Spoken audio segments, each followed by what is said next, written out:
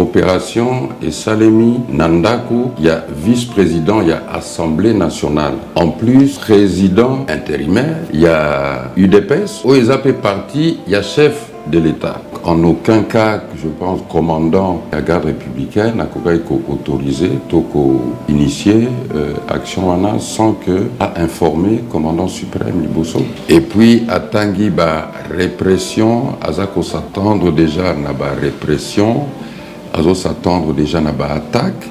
Les bandits déjà. Mais que après, pendant la lutte, au Yamoto Kinaye. Donc, ce que la lutte au Yamoto Kinaye, ça veut dire que. Et ça déjà, moi, objectif, moi, direction, c'est facile de dire, Kende, ça, les lots montent, mais tout le monde a que chaque fois, Batoba Kenda, bon, parti, Ezaka Kozine. Nga na viva na Jean-Marc Kabound, Tangazala na Kamina, c'est un garçon d'abord très courageux. Kolongo Jean-Marc Kabound, à niveau, il y a bureau, ça peut aussi déséquilibrer tout le bureau. Dans le cas, il y a président Félix, il y a un cas tout à fait différent. Je crois que danger, où il y a tribalisation, il y a régime naïe dès le départ. Et ça, c'est un danger, où, à mon avis, bon, et où tité naïzaïli, où il y a yemoko, puisque régime, qu'est-ce que la population attendait de ce régime? Changement. D'abord, un conseiller, il y a chef de l'État, on n'a pas besoin de le connaître, on n'a pas besoin de savoir même ce qu'il fait, quoi, puisque Moussala naï pona biso ezanatinate, Moussala naï zanatinaka pona mon konzinaï. Nana pona ba conseiller. Mon konzinaï pour conseiller. Donc Mokonzi, même s'il n'est pas coupable, mais il est toujours responsable. Parce que Moto Aloba Mingi te akoyoka mingi. Moto Aloba mingi ozalana capacité penza yako capacité d'écoute En fait, processus électoral, ce qui est na fiabilité te, est na crédibilité te, est très dangereux. Consensus mon causalité et dès le départ, est na crédibilité. Esengo mingi ya kokuta na bino lisusu bandeko ne bandeli ya poso oyo na koyamba moko ya biso moto ya mayele ya bwanya ya mboka na biso na koyamba papa Albert Moleka na to kosolula bino moko boyebi masolo ndenge za koleka na mboka na biso na lobela bino ezali formule consacrée na ngai na RDC kola la kolamuka makambo esila kati. Bonne année papa Albert Moleka. Bonne année maman Paulette. Esengo mingi ya koyamba yo lisusu na mbula oyo tukobandana na parti oyo ya yo o lingaka na motema na yebi ko lingaka UDPS mingi. Lelo to komuna matata onyo soza koleka. Ozo sentir ndenge nini na motema na yo penza ya bomoto lekaka na maboko ya papa Etienne Tshisekedi ozo sentir ndeni tango ozo mona bilili boye ba image ozo sentir ndenge nini?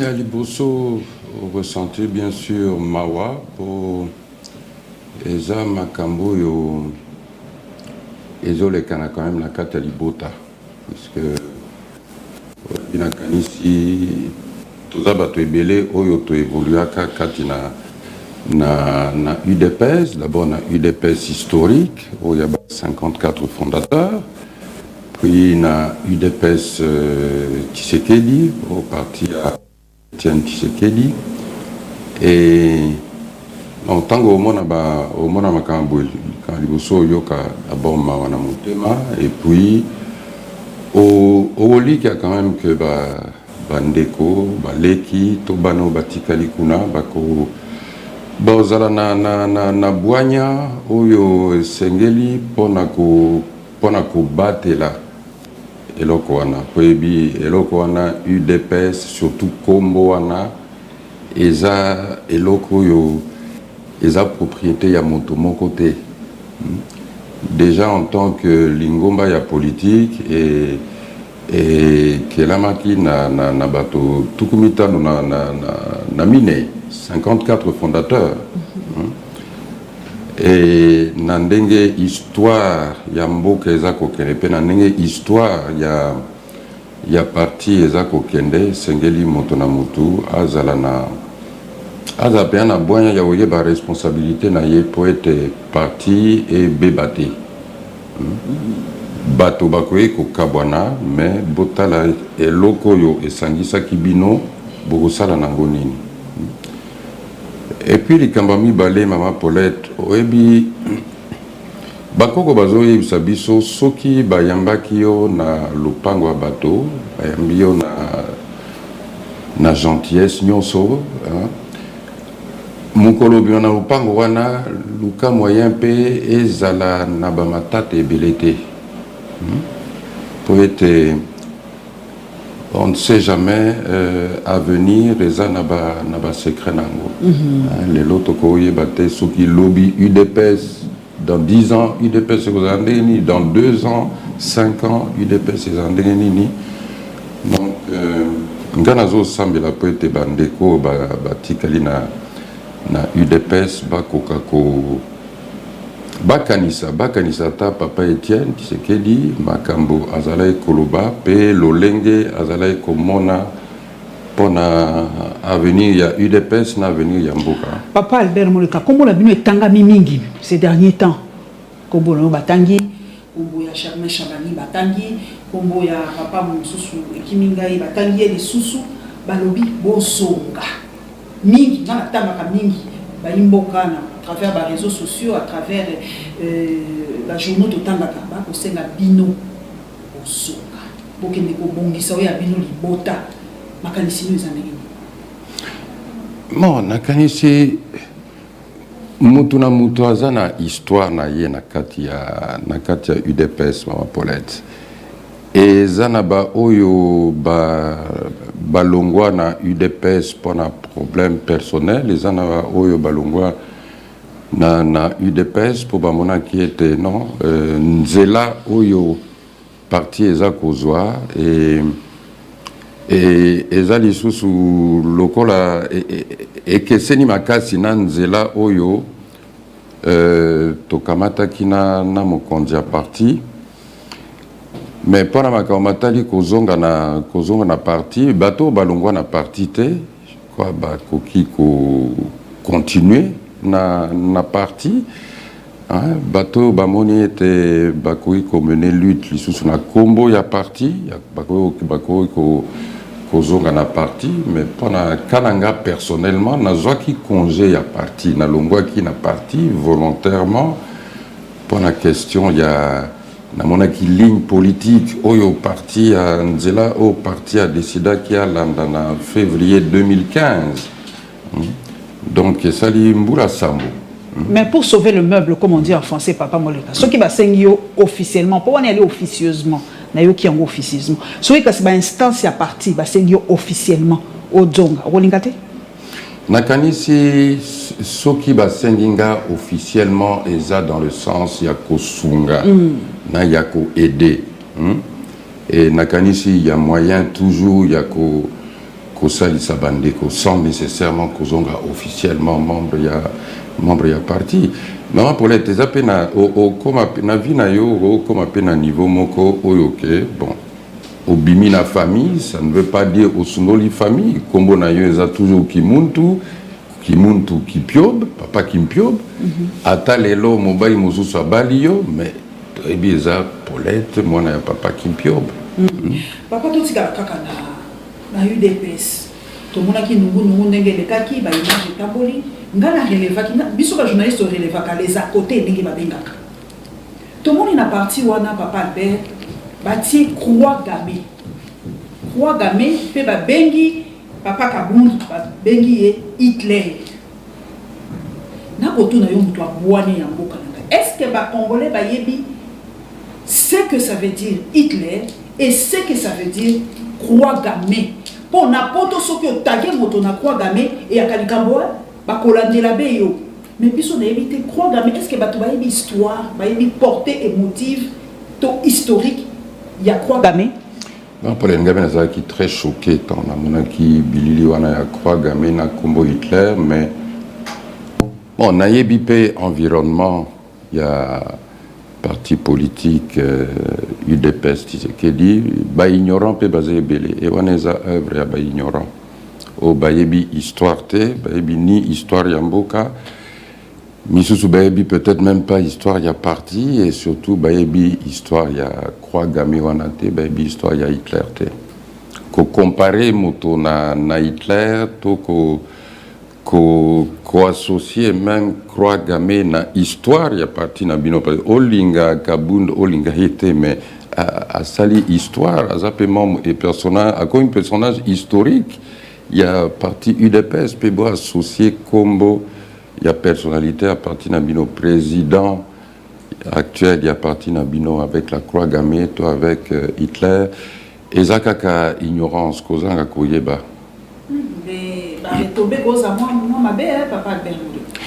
retomber et cause à la moi ma bé puisque bilili wana etambola mokili mobimba alors bato misusu oyo bayebi tina ya croix gammée bayebi tina ya Hitler bango bako associé pas seulement mutu wana donc kombo wana kabund na croix gammée to na Hitler mais bako associé ngo na esika botier loko wana permanence UDPS parti permanence ya parti na bino motuna mosusu bala mboka baliba tuna yo tozongela nanu moi dans le passé toyebi que papa maréchal Mobutu azalaki na garde na ye yango ezaka DSP soki na mi d'abord BSP nde ya ko commencer ma DSP ngala kinaka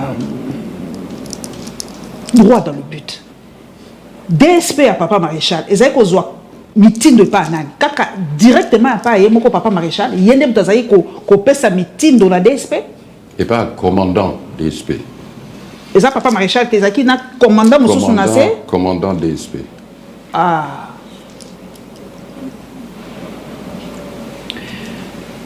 commandant DSP ndaza ko pesa mitindo siko tozonga na GR bo batumi balobi to sali parallélisme. Est-ce que mitindo wana ya kokota na ndako ya papa Kabund et utaki directement na yemei Félix Antoine Tshisekedi to na C le lobby commandant kokoza donc commandant ya GR nde ya pesi mitindo ba kende kokota basala ex nini kokota na ndako pe kokendo moi punition mon kela moi nini moko punitive akota na ndako nani akokaki kopesa mitindo wa mitindo ya opération et pesa makana commandant. Donc, dans le cas actuel, général Christian, as commandant de la garde républicaine. Yende motakoki ko pesa kaka Yende mutu akoki ko évoluer te samiti de bako sala ngwa bango mokoti. Te mama Paulette baza ba soda.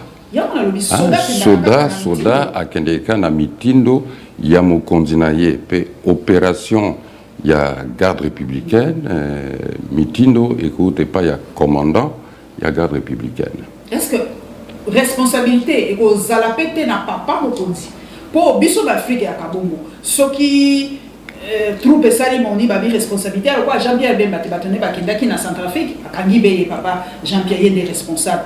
Nous c'est pour les à l'époque il y a Kabila Mutazala qui est responsable. C'est quoi oyo mbeba oyo gère ça. Oui. Papa, mais opération, il y a des troupes. Et il y a des troupes, il y a FARDC. Et il y a des troupes, il y a garde républicaine, il y a DSP à l'époque. Commandant OP, ça, meeting où il y a opération, à quoi informer, bien sûr, commandant suprême. Papa Albert Moleka, responsabilité, c'est quoi pas nani. C'est vrai que commandant motapé sa kamitindo. Mais ce qui totali par exemple Makamboleka qui pour na papa Jean-Pierre Bemba à l'époque. Ba troupe ne ba kende na Centrafrique ba kanga ki be. Tant Kabila zaki mokonzi et loko nyose koleka ya mabe par rapport ya forces armées ba zay ko lobaka ka responsable Joseph Kabila. Siko oyo gère asali responsabilité zapi ya papa Etienne ya papa Félix Tshisekedi. Non nazo babe na procédure commandant, il y a garde républicaine, après ça va ordre opérationnel. Okay. Mais ordre Wana a informé, bien sûr, commandant suprême. Donc, Mokonzi Mboka était informé que Bazako ça l'expédition punitive. Selon procédure, commandant Yagr et Sengeli a informé commandant suprême avant ce genre d'opération. Surtout que particularité quand même, il y a l'Ikambo Tozoloba, et ça que opération et Salemi, Nandaku, il y a vice-président, il y a Assemblée nationale. En plus, président intérimaire, il y a UDPS, OESAP parti, il y a chef de l'État. P. Mokonziwana, Jean-Marc Kabound, Azana contact na chef de l'État. quoi, ils ont un contact direct na chef de l'État. Donc, en aucun cas, je pense, commandant la garde républicaine n'a autorisé, initier action sans que a informé commandant suprême Liboso. Donc, Tony Loba, papa Albert Moleka, le divorce est consommé entre Jean-Marc Kaboundou et papa Félix Antoine Tshisekedi. Paulette, tous la politique, tout est ba émotion, pembeni, tout la politiquement sikoyo.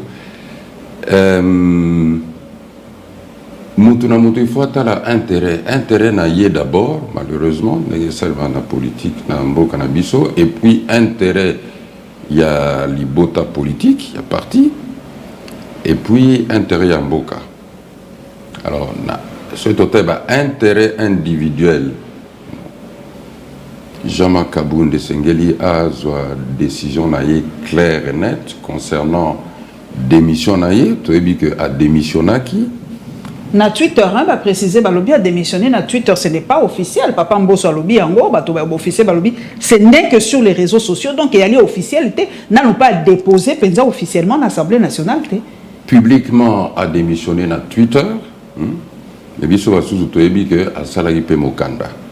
Oh, a salari mokanda. Biso tu as dit que a salari pe mokanda. Et là que Zangi va publier mokanda n'a accusé de réception.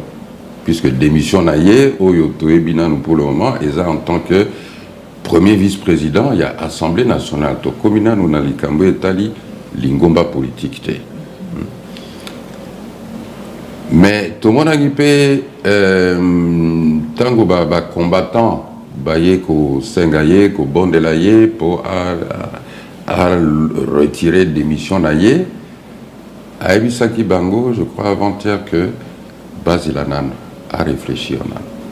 Siko eloko nini etinda ki a tweeté ndenge wana tozo ko réfléchir ensemble est-ce que zaki na se akanda to alobi ezali chantage ndenge bato musuba ko lo abiso ki ngai pété po ezo e komi ko lo bama papa Albert Moleka ke soki yete de papa Félix Antoine Tshisekedi akoma ki mokonzité po ye mutatiaka pression à Genève a retirer signature ye muta telemaka alobaka siko ezali émotion et à l'ini à retirer à Kolongwa toi à Kolongwa à la fin d'engue to réfléchir ensemble est-ce que les dés sont déjà jetés ou quoi? Je ne pense pas qu'ils allaient sous émotion.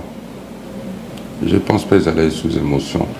Oui, Jean-Marc Kabound, tout comme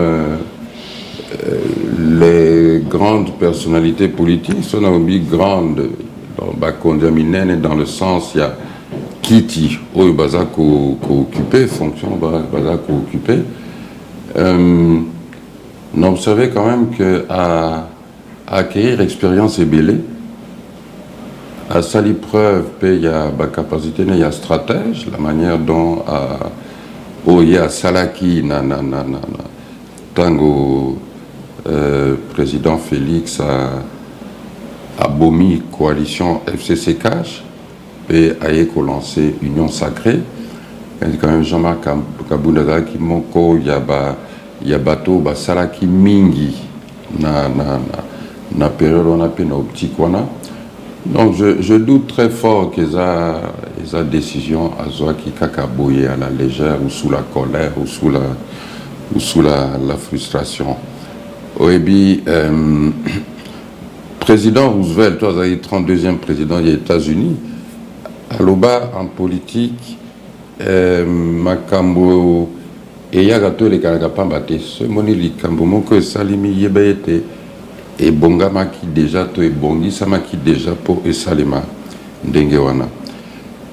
Et selon non seulement information, peut Makambo to banda qui a un peu observé, rien qu'à travers les réseaux sociaux, il y a eu quelques étapes, quelques problèmes où déjà, ils allaient créer situation, atmosphère, qu'à un certain moment, on peut avoir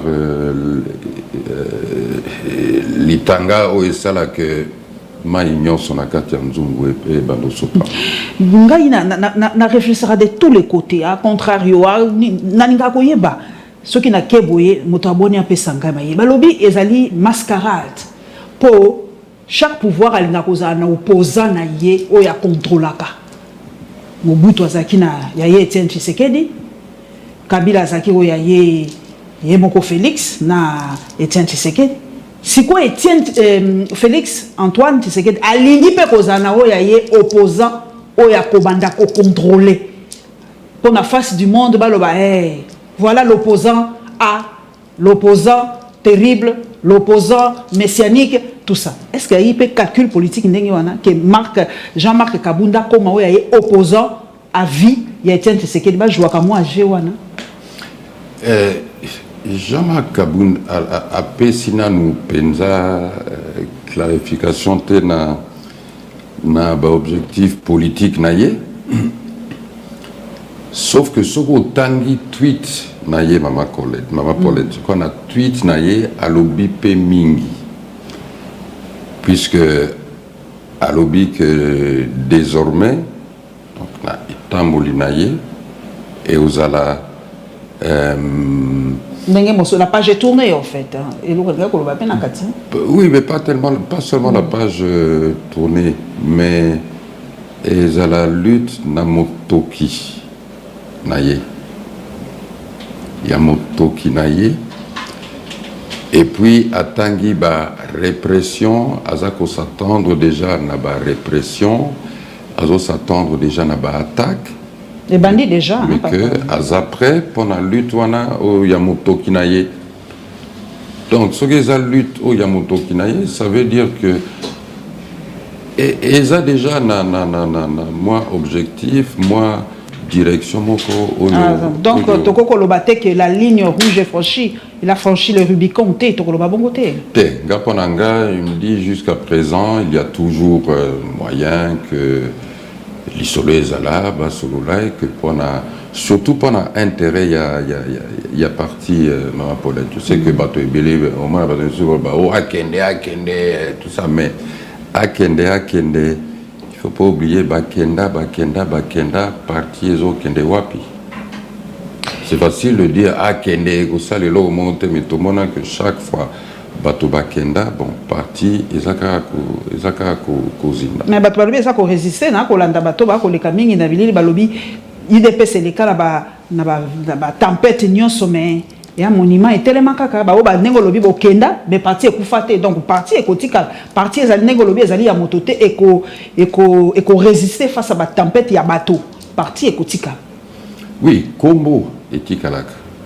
Il faut faire la différence entre Kombo na substance. Na sima Kombo na to na sea Kombo na eloko nini ezali. Il y a des changements. Kombo et Tikalaka, comme Kombo ya MNC Tilelo, MNC Lumumba, Kombo ezali, Imper, Kombo ezali, ezana histoire na mito abato. Mesikoyo Musuni. Nakati. Tozo pe ndenge misusu bana mboka ba ko kanzabi. Jamais ko tombola mapekate soki azape na ba soutien na CT. Ba Kongo bandi déjà kotanga ma Congolais kendaka les sous na kobanga te balobi Moïse Katumbi ala sima na yepo alingi affaiblir Félix Antoine Tshisekedi mutu boaza na sima na ye sesanga za na sima na ye Lubaya za na sima na ye bazotanga ba Kongo ya bato yo ali motabwani soki Jean-Marc lelo akotelemela mukonzi ya mboko akotelemela lobi azali près la motoki na ye c'est ka pe na ba soutien locaux pe na ba soutien internationaux. Mais na politique c'est normal aux alanaba et zanaba soutien et zanaba collaborateurs nationaux to internationaux, surtout ceux qui aux anaba ambition namboka nayo ambition au plus haut niveau. Ils appellent droit ya mutunyo so ils anaba ambition au plus haut niveau. Mais encore une fois, ceux qui Hollandi un peu parcours, il y a Jean-Marc Kabund, nga na viva na Jean-Marc Kabund, tangazala na Kamina, c'est un garçon d'abord très courageux, oyo ba confrontation na na autorité, to na ba force sécuritaire, eza eloko amesana nango, ce n'est pas quelque chose de nouveau, ce n'est pas eloko abangaka. Et je crois que Ndenge Étienne Tshisekedi lui a mis le pied à l'étrier en tant que secrétaire général y a parti Tango Yemoko Azana Bomoi, bon, et permettre Yepe Azwa à acquérir dimension Moussousou, tant Nabizeli Nayemoko que aux yeux il y a communauté nationale et internationale. Les losoko tangi ba article na ba médias étrangers bazo référé tout naie na deuxième personnalité la plus importante ou la plus puissante na kat ya pouvoir to ya régime. Donc koloba que derrière lui Ezanabat, mais bien sûr Ezanabat. D'abord Yemoko aloba ki ango clairement tango ambi ba combattant que bon Sambino Nazate. Donc Simanaye ba combattant. Simanaye bato aliboso eza ba combattant. Papa Albert, toi kende kaka. Donc lelo na mboka oyo, est-ce que Jean-Marc Kabound est puissant ou plus influent que Félix-Antoine Tshisekedi? Félix-Antoine Tshisekedi est le chef de l'État. Jean-Marc Kabound est le chef du parti, du chef de l'État, et il est premier vice-président, il y a Assemblée nationale. Mais toebi que Assemblée nationale, eza ko travaille mingi pour un chef de l'État, et na katia bureau, représentant, il y a mouvance à chef de l'État, eza Jean-Marc Kabound. Donc dans la pratique, pour un bateau ébélé, la personne la plus puissante dans l'Assemblée nationale est le président Mbosoté et Jean-Marc Kabound. Mais il y a un papa Mbosoto monaki qui depuis Makambango et Bimina miso bateau balobi akei ko bondela po na poste na ye po balobi soki Jean-Marc Kabound alongwe biwe koko ningala mwa moke ko déséquilibrer ba force dans l'Assemblée nationale pesa biso ba implication soki lelo alongwe penza, qu'est-ce qui va se passer à l'Assemblée nationale, Papa Albert? Mais à l'Assemblée nationale, tout d'abord, pour remplacer Jean-Marc Kabound et Sengeli, UDPS, maintenant le parti UDPS, bien sûr, va se consulter na chef de l'État de manière informelle pour désigner Motoyo à remplacer Jean-Marc Kabound na poste wana, et la plénière devra bien sûr avaliser ce choix par un vote. Mais Ndengo Lobaye Liboso, Kolongo Jean-Marc Kabound à niveau ya bureau, ça peut aussi déséquilibrer tout le bureau. Et Kogiko Sengapete qui est un remaniement réel dans le bureau. Personne n'est à l'abri. Yangwana Lobaki, bon, Sikoyo, moi, Bajuro, yo, Tozo Mona, on va te bater, est-ce que vraiment à Okende? Yangwana Bato, Bako ya mingi pas na ye, koya koye ba moke. Puisque na kanisi, Sikoyo, Mutuna Mutua, comment otala, ba conséquences éventuelles, na ba turbulence éventuelle, oyo, démission, il y a Jean-Marc Kabound, ne fût-ce que au continent du Kamba parti, mais démission en tant que vice-président, il y a bureau, il y a l'Assemblée nationale, et qu'il faut créer. Talatozo, quand on a période où il y a nomination, il y a DG, il y a PDG, etc. etc. Bon.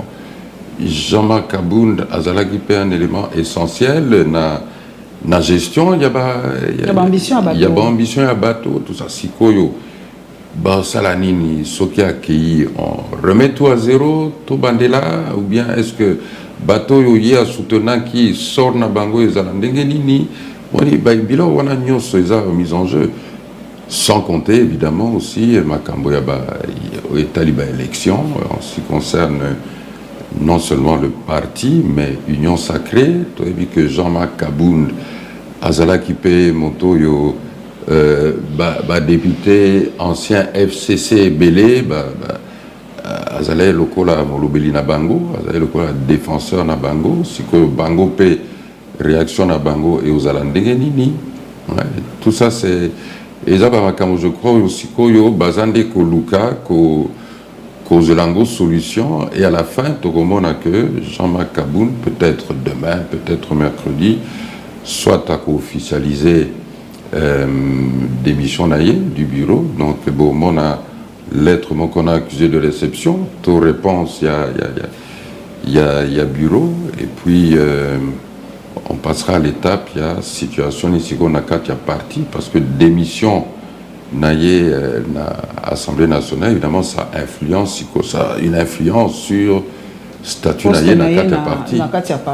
Mais naïe qui déjà quand on a parti naïe, n'dengue batuba kolo babalobi a créé des partis mosusu, il y a beaucoup propre à part UDPS, hein. Bon, structure moko babenga décision finale, mais jusqu'à présent tout le monde a été ce qui est comme un parti, ce qui est déjà na liste à parti politique na ministère de l'Intérieur. Papa, ngala linga kaka kozonga na le passé pour nana moto a vivaka dans le passé wana. Papa Maréchal Mobutu. Balobi tango komaka na fin régime naie, il s'était appuyé sur ses frères. Ba macha momenu naie. Entre guillemets. Pour il fallait qu'à la fin régime makambo yake belé fallait azo soutien ba oyaye bandeko. Mais Félix Antoine Tshisekedi asalika likamora comme na presque fin mandat naie, yangwana luki ba macha momenu naie pour ba soutenir ye. Eza c'est comme ça que politique africaine il faut kaka bandeko yayo ba sungayo soki au sentir que vent moko ya mabeza koya. Paulette, je crois que au PC exemple il y a maréchal Mobutu, hein. Je crois que maréchal Mobutu a s'appuyé qui n'a bandeko naie dans quel sens?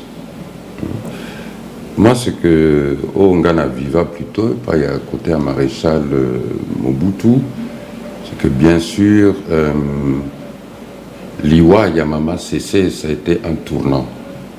Non seulement la vie naïe, mais en fait pour le Zaïre.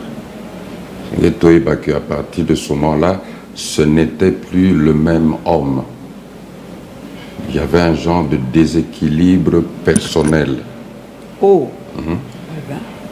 Et après, d'ailleurs, au Mona, après Bamboulawana, après 1977, gestion même Yamboka et Komaki très affecté, comme est très différent.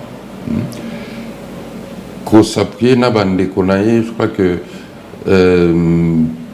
peut-être parce que Naba fin, Nabamboula Souka régime naye, ça n'a pas personnalité, mais surtout militaire, il y a Équateur, Komaki très visible, le quoi là-bas, Général Nzimbi, Baramoto, Eluki, Oyobatoabane, Kotia Miso, mais dans le cas, il y a président Félix, il y a un cas tout à fait différent, Je crois que il y a un danger, justement, le danger où il y a tribalisation, il y a régime naïe dès le départ. Et ça, c'est un danger, à mon avis, bon, et où tite naïzeli, yaye moko, mais ils a plutôt, je ne vais pas dire un certain entourage, mais même certaines fréquentations, oyo bazana culture politique et risque yako baby sa image au singeli régime ezanango, puisque régime qu'est-ce que la population attendait de ce régime? Changement, il y a Bizaleli, il y a Nabokondi, na changement, il y a situation sociale, il y a peuple. Changement à Bizaleli, il y a Naran, il y a Bakondi, Ezomonanate, changement de situation sociale, Ezomonanate. Mais malgré ça, Tozo Linga Komema Congolais n'a pas élection, on a bien Kiboudi, pour maintenir le régime au pouvoir, c'est là où réside le danger. Mais au quotidien, quand on va conseiller, il y a un parallélisme, mais pour l'histoire, il y a le quoi lanterne et permettra de comprendre présent dans Bissopé, de projeter à venir. Papa Albert Moleka, va conseiller à Mobutu. bazali ko se comporter ndenge nini po bien tozaka belenge to koyeba te est-ce que bazali ko leka na bitando beke koloba est-ce que bazalaki ko sala nini pourquoi to bandai koyeba bango te pas ni pour réseaux sociaux ezalaka te to bazalaki tellement discret que tozali ko mona bango te pona nini batu bayebi ba conseiller penza ya Mobutu te R1 parce que le conseiller osa kaka conseiller mais osa conseiller il y a chef de l'État matala oui, à une époque, il y a directeur de cabinet Bisengimana. Il y avait 14 membres dans la présidence. 14 14. À peine 14. Mais pardon, na maréchal, mon 14. Na maréchal, à une époque, il y a Bisengimana. Tango ba vieux Max Munga Bazalaka na présidence, tout ça. Mais Tala Oyoba 14 conseillers wana bazali ko produire et puis lelo nane bi komba ba conseiller wana. Tala 1048 quelque chose comme ça. Hein. Alors lelo qui conseiller na présidence c'est comme la fonction moko un peu bling bling. Singeli bato ba yeba yo ke osala kuna ke osala ka boye. Et puis, comme Naibandeli, il fallait comprendre que au niveau de la présidence, bon, bureau, il y a président, ils avaient fonctionné un peu le gouvernement parallèle. Yangoana, conseiller, ambassadeur itinérant, envoyé spéciaux, représentants personnels, Mutuna Mutu, Azaki na moi, dossier naïe, que normalement, ils ont un dossier, il y a gouvernement à être traité. Na gouvernement, mais Mutuna Mutu a un dossier naïe et ils ont habitude Mutuna Mutu a vu peut-être jusqu'à présent. Jusqu'à présent. Mais d'abord, un conseiller, il y a chef de l'État, on n'a pas besoin de le connaître, on n'a pas besoin de savoir même ce qu'il fait ou quoi, puisque Moussala n'est pas un biso et zanatinate, Moussala n'est un atinakaka pour na mon konzinaye. Pour un conseiller, il y a un conseiller de la République qui était Aza conseiller na bureau il y a président de la République. Kasi mokonzi asala ka choix ba conseiller ndenge nini est-ce que zali moment dire zali na prérogative na ya ko tuna mototé est-ce que ça na moi job description mon côté est-ce que ezali na moi ba critérium mon côté bon conseiller kaka bon moi na mai na ya ko komi conseiller mais ça quand même ba effet nango papa Albert ezali ko sala retomber na république mobimba même si bali ba conseiller république té mais ba acte na bango ba gestion na bango ba proposition na bango et ça ko sala peut retomber na république ya on na yeba ko za conseiller ba pona bango ndenge ni ma pour être en fait problème ozo bundanango na mutu na yo pe quoi batebe ba bundango na mitu na bango c'est que to comme un peu na habitude ton un système moko soit par fanatisme soit parce que bon tolingi tel ou tel. Et il y a Koloba que non, ce qu'a sali ma bête, toi sali to erreur et salemi et faute, n'a été sa faute, il y a pas conseiller. Mais n'a pas conseiller. Mon conzi n'a pas conseiller. Donc mon conzi, même s'il n'est pas coupable, mais il est toujours responsable. Pas coupable, il est responsable. Il est toujours mon conzi, toujours responsable, même quand il n'est pas coupable. Conseiller à Koiko Yiba, Yemoko Ayibi, Bakangiye, Mesikoyo, Ezako rejaillir sur crédibilité, ya bureau Mobimba, sur la présidence. Mais responsable, Nanaza responsable, il y a Kokoti Samoutoana na présidence, Eza le président. N'a pas ça qu'exemple, soit tentant, j'ai dirigé des sociétés, j'ai dirigé des équipes de football, notamment Motema Pembe, sans diriger des ring clubs Motema Pembe. Tant qu'au police vite à thé, Batobondi monte pensa causa véritable président. Yami Balé, tant qu'au Polaka, ba supporter ba finga anani. Pas seulement les joueurs, mais ba finga yo président. Ato lobby mais ngam tu na beta ka balé te, ngam tu na kende na terrain, mais pour les supporters, donc pour la population, on a osa responsable, il y a organiser équipe pour équipe et gagnaka. Que la présidente osa responsable, ou organiser bureau nayo, ou coordonner misala ya gouvernement, naba gouverneur pour être mboka etambola malamu, pour être ba population, ba sepela. Puisque le rapport, il y a solo au suivant situation, ça dans la population. Parce que, entourage nayo, misusu, bango, bazaraka kana attitude, il y a flatteur. Comme ce qu'on m'a c'est ça bien, ce qui m'a critique, aza haineux, aza jaloux. Et on a besoin de rendre yo service. Moi, pour être mon konzi, force naie pas nos ça malamu et ça d'abord koyo kaba critique belé pour critique ne et ko réajuster yo critique ne et ko bangisa est-ce que Fatia yo kaba critique na komi tout na po bato ba koloba changer cabinet na yo bato ba koloba talati les geloiso salimate ye moko akiti sur le terrain à monique ça ne va pas.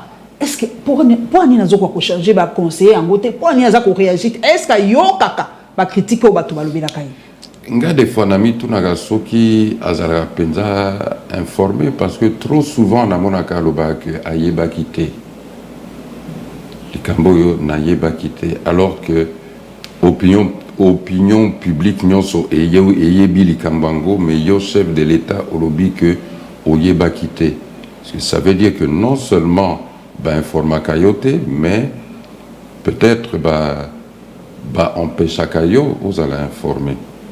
Mais il n'a pas un service de contre-espionnage. Permettez, parce que je ne comprends pas. Nayebi que maréchal, totangaka, asaka la service, a tindio, luki boapa, luki mutumso a contrôler, yo, ça, il y a un service à contre-espionnage. Maréchal. Pour un chef de l'État, l'information, c'est la vie, c'est la survie. Comment il peut dire qu'il n'est pas informé? Et là, quand nous sommes en Guana, un service à contre-espionnage. Paulette, il faut éviter qu'on compare Batona Maréchal en ce qui concerne capacité à co-diriger Mboka. Parce que tu compares que c'est Nanani, tu compares Nanani, Kabila, c'est trop. Nanazoka Maréchal, pour ça qui 32 ans, Ali Permoto, il y a qui les rouages, il y a qu'à faire fonctionner Mboka. Et on compare qu'à Maréchal Mobutu. Ce qu'on a comparé Nanani, papa de. Ce qui tu compares na prédécesseur Naïe. Ça va. Na prédécesseur Naïe. Ça ira mieux. Prédécesseur Naïe d'abord avait Moutou, a cultivé silence. Avait Moutou a discours mingité. Ok. A cultivé silence, qui est une grande qualité pour na diriger Mboka Lokola Congo. Azalae koye kolaming, la prenait beaucoup. En écoutant. En écoutant. Parce que Moto Aloba mingité a koyo ka mingi. Moto Aloba mingi azalana capacité penza ya ko capacité d'écoute penza teto capacité ya lecture oyebi a chef misus même le kola Donald Trump azoko akotanga penza rapport il y a plus de une page te sérieusement mais situation en beau cannabiso dans tous les secteurs ezo senga que mokonzi azwaka temps ya kotanga ba rapport mokonzi azwaka temps ya ko poser ba question na makambo azako comprendre te a poser ba question na ba circuit belé sengeli mokonzi alinga koyoka bato yo baza pour ye alunga pe koyoka bato baza contre ye alunga pe koyoka bato baza ni pour ni contre pombo keza munene makambo eleki trop. Mais ceux qui ont un entourage, ils ont simplifier makambo nyonso ils ont bateau balingio te koyoka bangote lioka bateau balingio au comme un point c'est difficile au réaliser penza makambo. C'est difficile que ba projet penza et koisama parce que au batio na situation ya koyoka kaka ndambo muke ya population. Donc, oui, bakaka intérêt n'a pas désir mouké il y a population. Au quoi que ça la moussala n'engage singalité. Mais sa responsabilité, il y a chef. Je crois qu'il faut Batoba comprendre que un chef, surtout chef d'État, ne peut pas échapper à la responsabilité naïe. Après, c'est dédouané, tout ça. C'est pour ça qu'on dit chef d'État, président de la République. oza awa. Donc oza responsable ya gouvernance na yo. Tokone na seni papa kombo na tangamaki mingi na makambo ya seni oyo po ngala tangaka mingi. Abi papa Albert alobaki phrase moko mais bato pe mingi baleki na ba plateau à télévision balobi te eza bongo te pona papa Kadima yo affirma ki pensa en toute confiance qu'azali membre ya UDPS soit l'Afrique te membre te membre te proche voilà proche il y a UDPS en Afrique du Sud proche du camp présidentiel est-ce que c'est là et que l'ongolaye capacité n'a pas l'objectif? Bien sûr. On est toujours proche, il y a Mototé, papa, qui proche, il est proche, on est toujours proche de quelqu'un. Est-ce que on a et l'Arabie sur objectivité quand il s'agit de Makamoussous? N'est-ce pas Zali Mokondi à Seni à cause d'objectivité, papa Albert Mollega? Ça sera difficile. Et ça sera difficile. Pour la procédure, Oyo et Salima qui pendant qu'on désigné Denis Kadima na ba collaborateur na niveau il y a bureau, c'est que en fait pour la première fois depuis Tobana élection en 2006 toza na bureau moko ya Seni où il n'y a eu aucun consensus et même pasteur Ngoemulunda par exemple tu vois que bon même ceux qui c'est les églises, ceux qui ont proposé qui il y a Joseph Kabila. Mais quand même, en fin de compte, il y avait quand même, il y a eu quand même un consensus pour accepter Bureau Wana. Tandis que dans le cas présent, au point que Église catholique, Église protestante, Bami Longoli, na structure Wana, na composante Wana, il y a la confession religieuse. Il y a la confession religieuse. Or, tu as vu que dans la pratique, dans le processus électoral, il y a une période où on a besoin d'un cadre de concertation. Cadre de concertation, bon, ça va confession religieuse, mais église catholique, église protestante. Mais l'église de réveil, elle papa. Bazala wanate. Et elle est église, et puis l'église, étant dominante, l'église ménène. Église, mais ce n'est pas l'église catholique, ce n'est pas l'église protestante. Église du réveil, je suis impliqué, j'ai été impliqué dans l'église du réveil, je sais d'où ça vient et ce que c'est, mais on ne peut pas encore se comparer à un niveau, il y a pas œuvre. Oui, au bureau, la foi sans les œuvres est une foi morte. Au niveau, il y a pas œuvre. On ne peut pas encore se comparer à l'église catholique, ton église protestante. Mais ce que papa, les dés sont déjà jetés. Seni va prêter serment à Bango. Les trains est vraiment en marge. Ozo pour la papa pour la 2023. Consensus est athée. Parce que comme banga ba élection en balé cause ma be makasi. Parce que banga makasi ngana za ko tuna ba bi polete to yebité 2023 cause ndenge nini. Consensus est athée ba balobi tout est déjà fait. Monsieur balobi kutu ba ko voter na bango te. Et moi j'ai peur papa Albert Moleka que taux ya participation est très faible. Papa balobi le jeu est déjà fait quoi. Ma Paulette, moi je trouve que Tozongi n'a... En fait, l'histoire se répète toujours, mais Tozongi n'a fin 2014. Fin 2014. Et puis en novembre-décembre 2014, nous sommes aux États-Unis et j'ai eu l'occasion, le plaisir, il y a au Koutanana, sénateur Rosfengold, à l'époque, on a envoyé spécial, il y a aux États-Unis pour le Grand Lac. Et la conversation et là on a c'était que Bakokako aider principalement l'opposition pour expliquer à la population calmement que dans 2016 élection que nous allons aller vers un glissement parce que déjà techniquement c'était impossible il y a qu'au remplir les conditions nécessaires pour organiser l'élection en 2016. Donc on était 2 ans avant l'élection. L'Europe, je vois difficilement comment, même techniquement, on pourrait organiser l'élection en 2023. En 2023.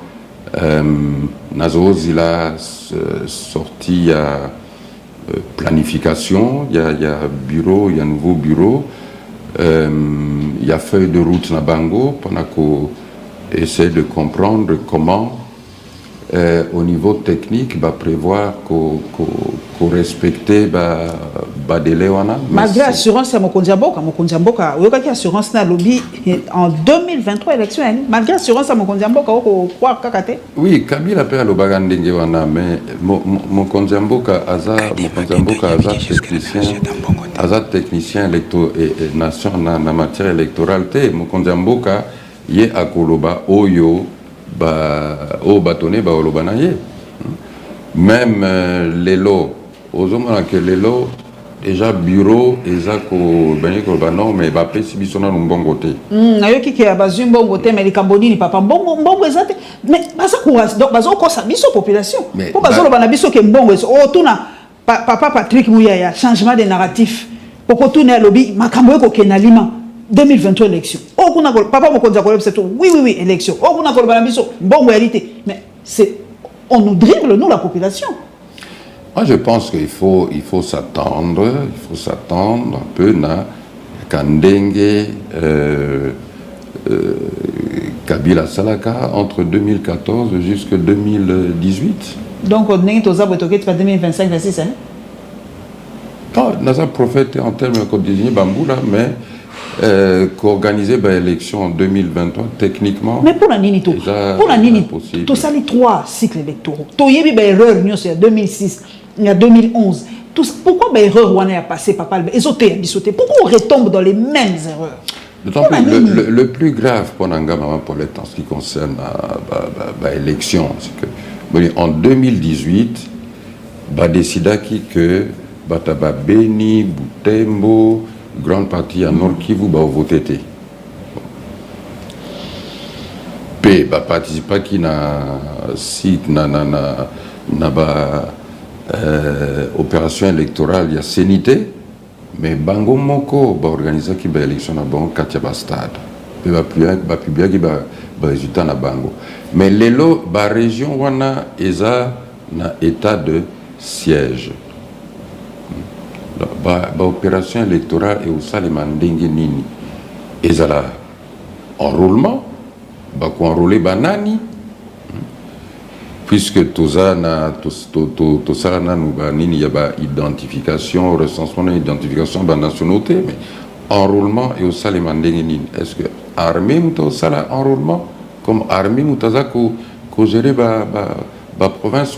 Bon, ceux qui armés à côté de Camboya, enrôlement, tout pour superviser enrôlement. Au moment que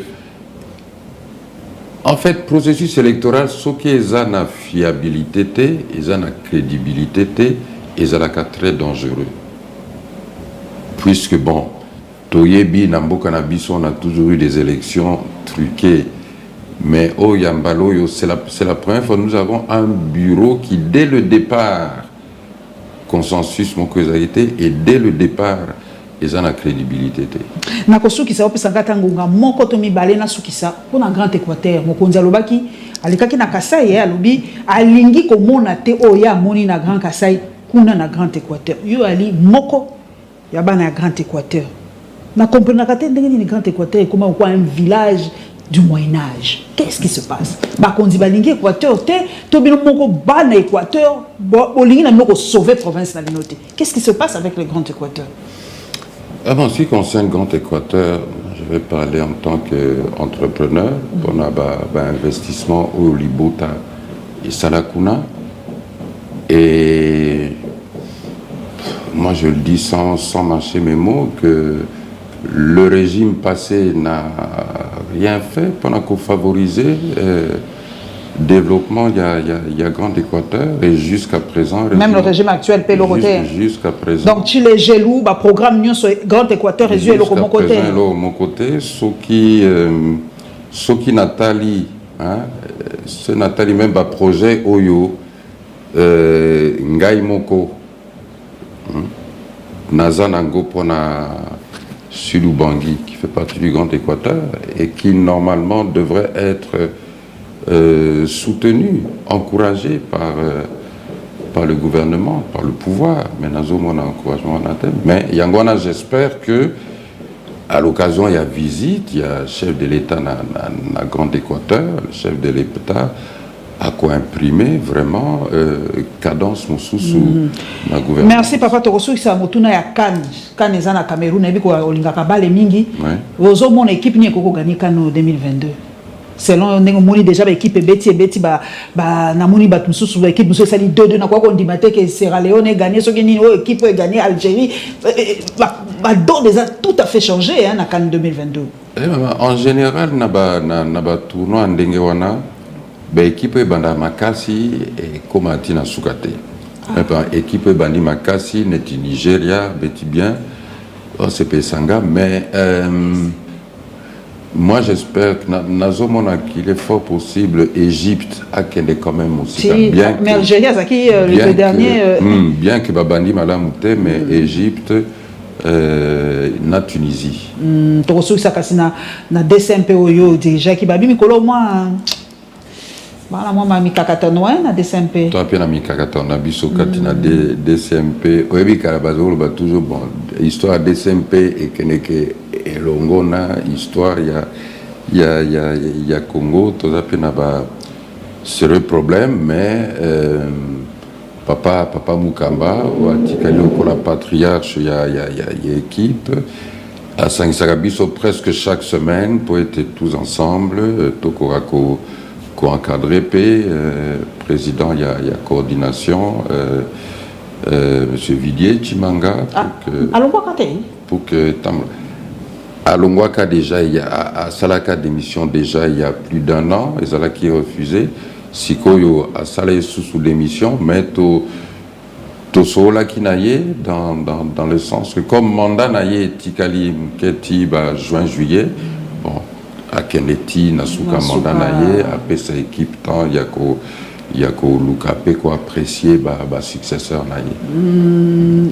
Ngala kaboso na koti mwa koti ki ete pona fekofa na moni kuna na Cameroun ya li joueur mutazui feka foot.